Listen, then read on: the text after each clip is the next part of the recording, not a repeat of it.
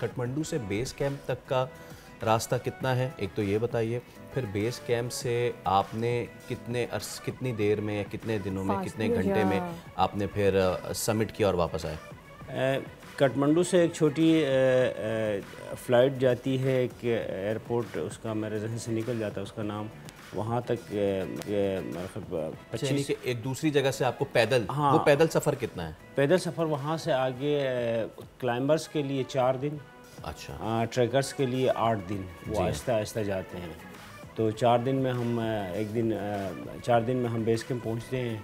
उसके बाद base camp के बाद 1-2 दिन रेस्ट किया, अपनी चीज़ें देख ली, सारा कुछ करने के बाद फिर कैंप 1 कर लिया, फिर कैंप 2 कर लिया, फिर वापस बेस कैंप आ गए, फिर दोबारा से हम कैंप 2 गए, फिर कैंप 3, कैंप 4 टच करके फिर दोबारा बेस कैंप वापस आ गए एक्लोमेटाइजेशन के लिए।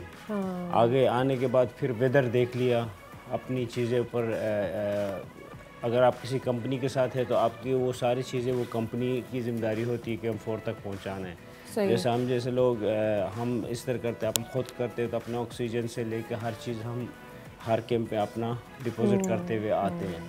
तो कैंप 4 तक ये सारी चीज़ें पहुंचाने के बाद वेदर देखना बहुत लाजमी होता है 2-3 दिन के लिए। देखने के बाद फिर डायरेक्ट 1 से 2 जाते हैं, बेस कैंप से 2 जाते हैं, 2 से 3 से 4 के अंदर जस्ट 3 से 4 घंटा रेस्ट करना पड़ता है या 2 घंटा रेस्ट करना पड़ता है। कोई 24 आवर या 12 घंटे वहाँ पे नहीं सोता 4 के अंदर, क्योंकि वो डेड जोन के अंदर है, 8000 मीटर के अंदर है। फिर वहाँ से ऊपर 12 से 15 घंटे लगते हैं समिट तक। अच्छा, तो ऊपर जाते हुए समिट तक 15 घंटे लगते हैं, फिर वापसी में 6 से 7 घंटे में आप कैंप 4 पहुँचते हो। तो मोस्टली लोग कैंप 4 में नहीं बैठते हैं, समिट करने के बाद फिर डायरेक्टली कैंप 3 या कैंप 2 आ जाता है। सब्सक्राइब करें और बेल दबाएं ताकि कोई खबर रह न जाए।